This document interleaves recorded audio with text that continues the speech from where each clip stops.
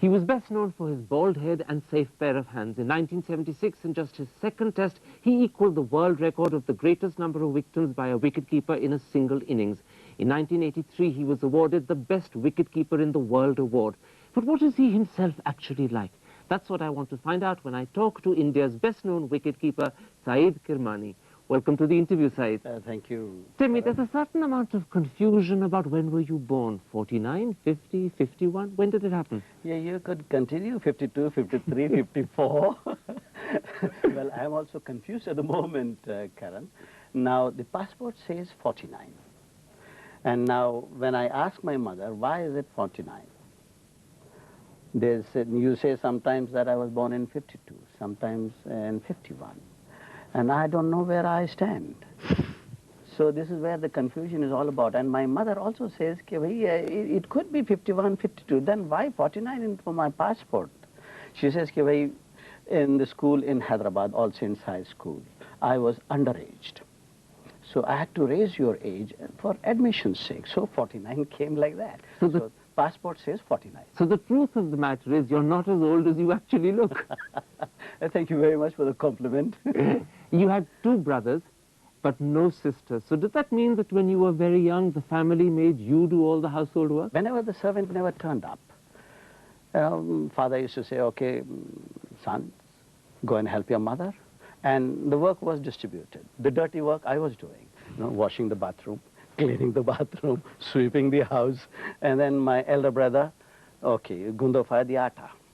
Ami will fry the chapatis, rotis or whatever. Now, as a child, the cricket you used to play is what they call street cricket, and you used to use a brick rather than a pair of gloves to keep wickets. What was that like? Yeah, because the team did not have sufficient funds to buy a pair of gloves. We were using just 3 sticks and one at the other end and one bat and a cork ball.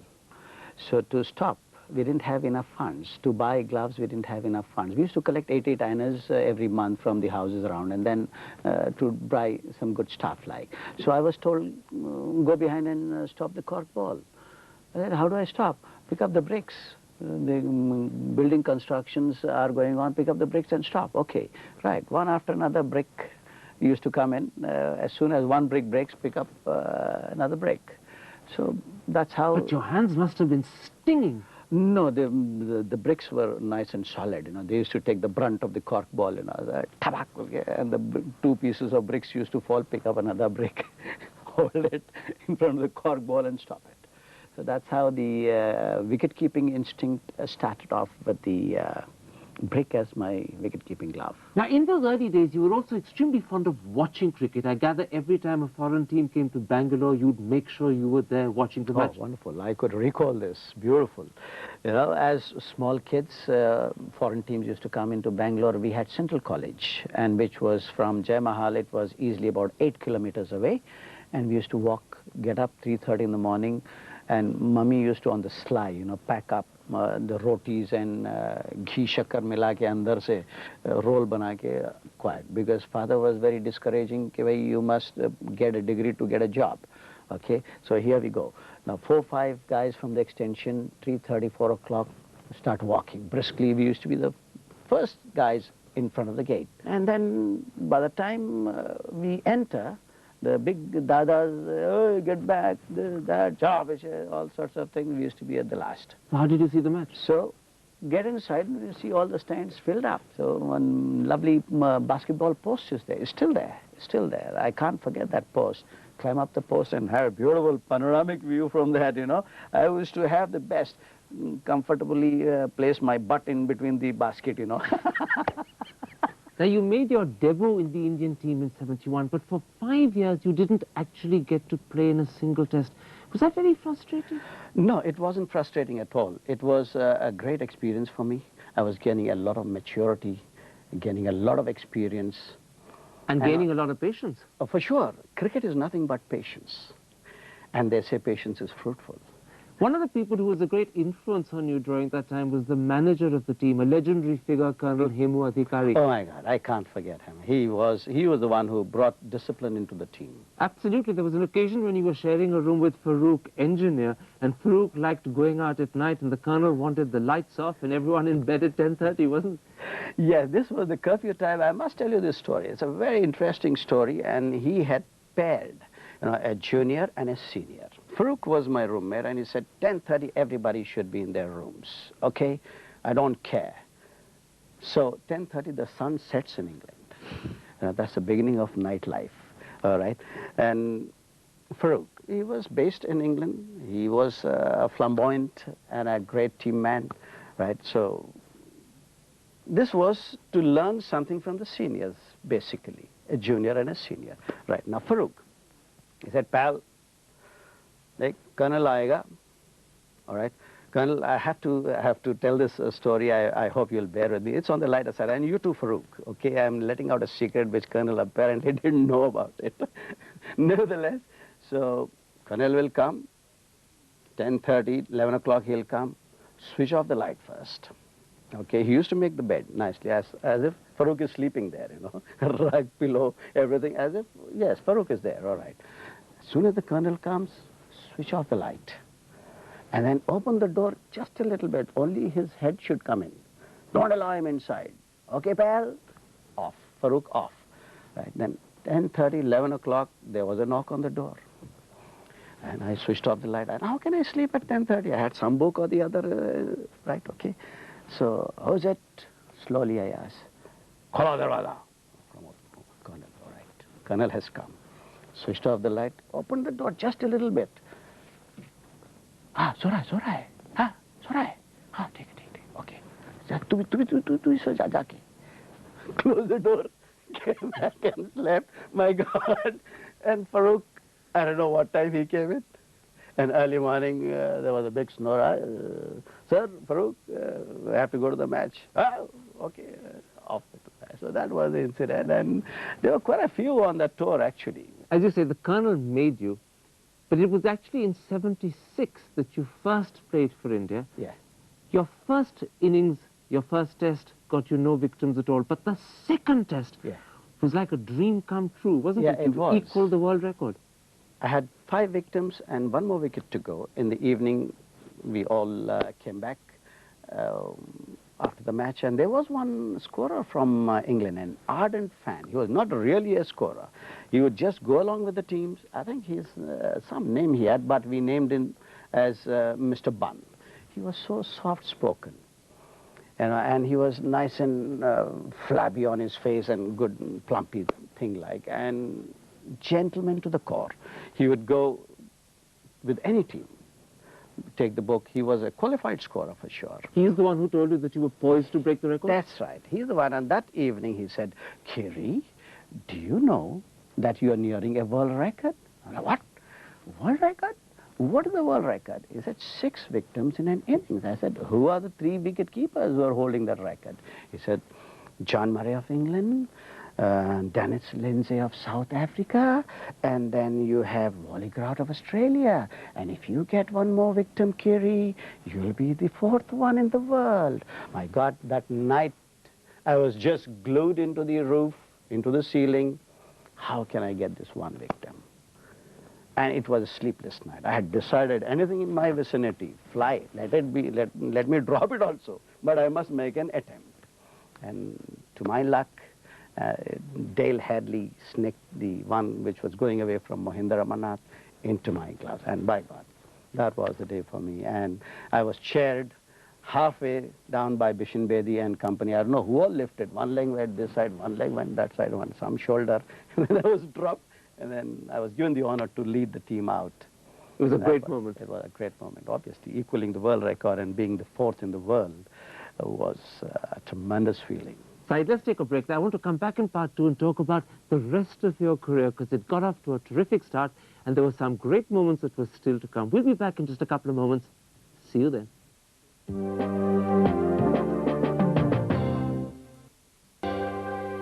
Welcome back. My guest is Syed Kirmani. Syed, we ended part 1 talking about that moment in '76 when you equaled the world record. Sadly, just 3 years later, just as you were getting married, you got spectacularly dropped from the team.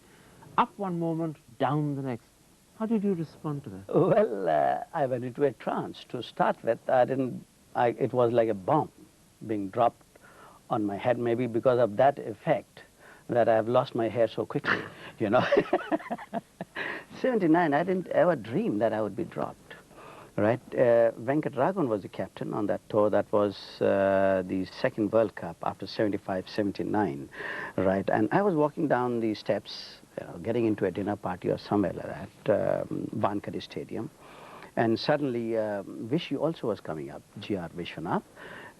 He was coming up and just, he held me. I was in a rush to go down, you know. And he said, and he wouldn't look up. Hey, Vishy, I'm going in for a dinner, yaar. I'll come back a little later and have a chat with you.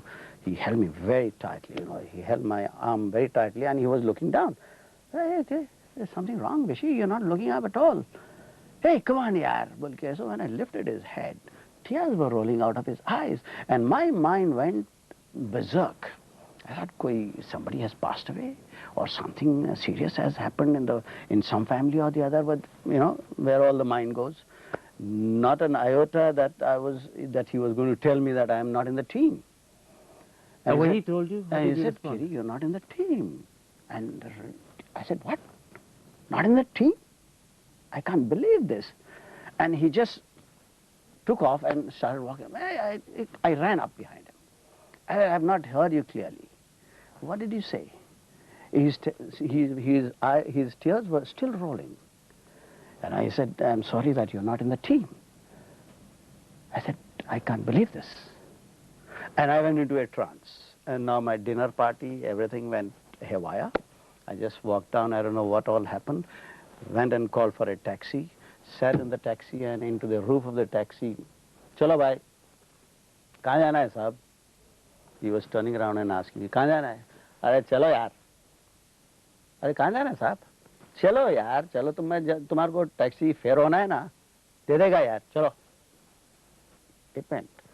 And half an hour back, he stopped. अरे साहब आ गया. क्या आ गया? कहाँ आ गया भाई? वानखेड़े को आ गया भाई. साहब आप कुछ बोले नहीं, मैं आपको फिरा के वापस वानखेड़े को लेके आ गया हूँ मैं. आप कुछ बोलते नहीं, कुछ मैं पूछ रहा हूँ रास्ते में.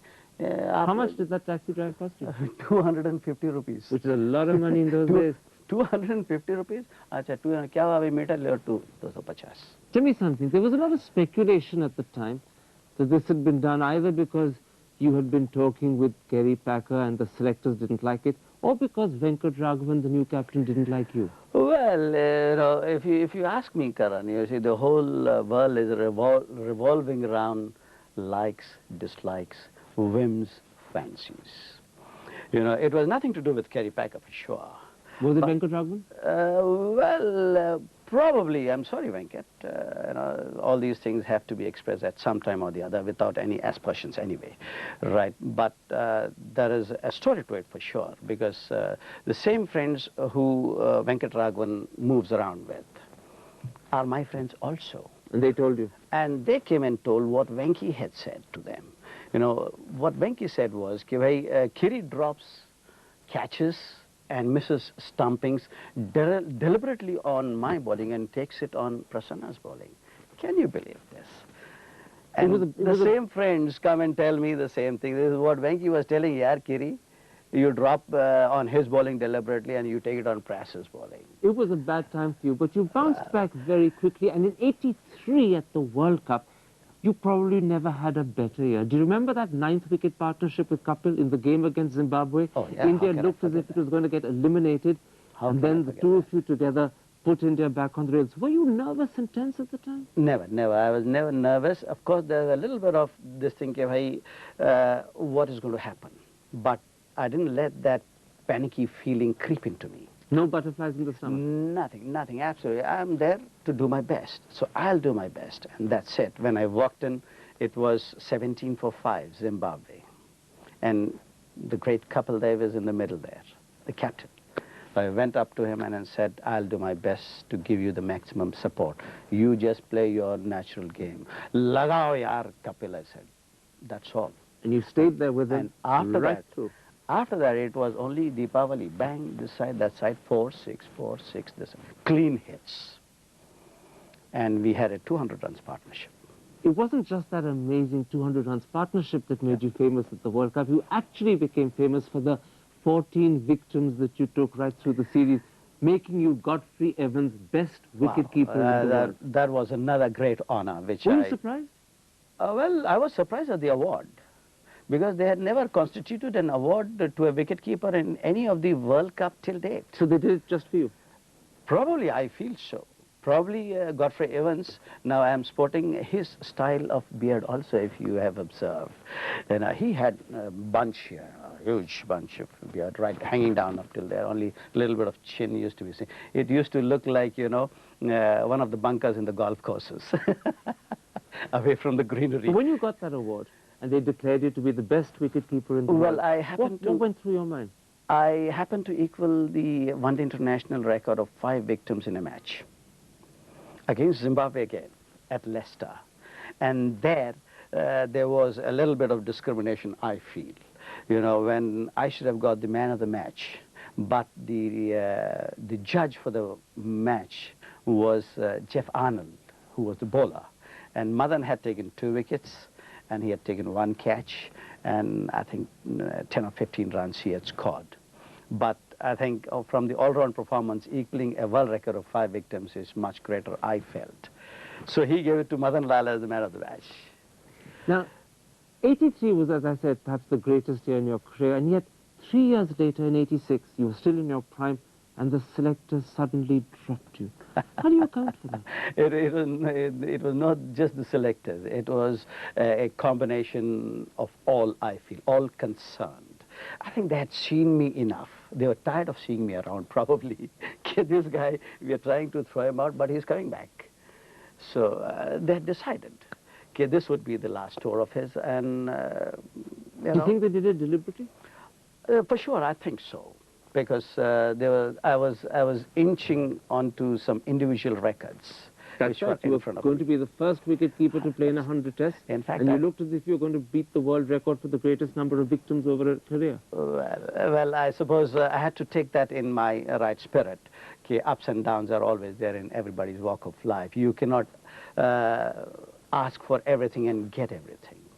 I suppose I had to accept this kind of a thing. It was an all-round ploy to see me closed. Did it take many years to recover from that shock? Well, 86 to 93, I worked so hard. Never in my life I would have worked that hard. If I had collected the sweat in 86 to 93, I'm sure there would have been a stream flowing. And I went to the extent of requesting, we have got couple, Sunil Gavaskar, who had beaten the batting record in the world. We had Kapil Dev, who surpassed the bowling You just wanted a chance to prove I can do it too. I can also, and why not another Indian from who could equal the world record. But they never gave you that chance. I requested. They said no. In good words, no, we'll see, that's it. I went to that extent of a request. I said, you can drop me at any time and pick me at any time as a chairman, as a selector. But I want to honor my country by playing 100 test matches. Even if you want me to continue, I'll call it a day at the 100th test match. I went to that extent. But they still said no. We'll see if Kiran More doesn't perform well, then we might recall you. Did this leave you feeling bitter? Well, Kiran, I have to accept these things, you see. I have to go by. And with a pinch of salt, I had to sulk and sulk. And I said, well, probably this is my destiny. It must have been sad that a great career, where you have so many other records and achievements, should have ended on this very sad It was note. absolutely frustrating. But I suppose one has to take it in the right spirit of the game and keep going. And if you keep on brooding about the shortcomings and the setbacks one faces, you cannot progress. Let's talk a little about you personally. How did you and when did you become bold? 81 was my first trip to Mecca, Medina. When you go on a pilgrimage for the first time, off season it's called Umrah. So So at that stage, You just shaved it off you have completely. to take off your hair. Whatever little I had, I took it off. And since then, you've never let it grow again? No, when I came back, there's a story to that. When I inaugurated a tournament in Bangalore, they quoted me as Kojak of Indian cricket. So that hit me very hard into my head. Well, let me be a different cricketer. So that clicked, and whoever saw me after that, hey, you got a nice little round head without any dents and bumps into it. Hey, it's looking nice, yeah. So that encouraged me. So I started shaving every third day, and now it is every day to keep the head shining, and I also polish it, you know. So that kept me going, and I formed an image like this. And in between the lean period, I just let it grow. Let me see whether the hair come back or not. And people didn't recognize me in parties. Hey, Kiri, you've grown hair, yeah? This kind of a thing, like, you know. Now, in 1979, you met the lady you went on to marry, Habiba. She came from a very traditional, conservative family. I gather you had to play a trick to get to see her. Yes, I recall this very well. When my parents had said, okay, this is a girl called Habiba. So I took my father along, went on to their house to get a glimpse of her, at least. Stopped at the gate, and fortunately for me, there was a party going on in that house, some birthday party of some kid, and the whole jing bang was playing in the front of the house, inside the gate. And then I had spotted Habiba and told my father, and as soon as she saw us stand in front of the gate, she ran inside. And I told my father, that's Habiba. So we went inside, and all the uncles came around and said, oh, you've come at the right occasion, blah, blah, blah, blah. And then my father said, who was that girl who ran inside? So Mushir Bhai, one of our uncles, said, hey, Habiba, come out here. Haven't you wished for Kirmani uncle here? Okay. So she came out from the door first, she saw. And then I was looking at her straight into it. And then she ran very quickly and stood behind her uncle, hiding, you know. Come on, wish her uncle here, okay. And when she came out and said like this, I looked directly into her eyes and I fell for it. She'll be flattered when she hears this. And during the period when things were going wrong after 86 and you were desperately trying to come back and you couldn't, was the family your greatest support? Habiba was always with me. I have taken her on all the tours, and she was of great support to me all along. Syed Kirmani, it may have been the will of the gods that your career ended sharply, abruptly, and sadly, but it was a great career while it lasted. Looking back on it, do you have regrets? No regrets whatsoever. I will never regret, not at all. Even the sad end? No, I will never, because that is my destiny. Syed Kirmani, thank you for a wonderful interview. Thank you so much. Cheers. Bye-bye.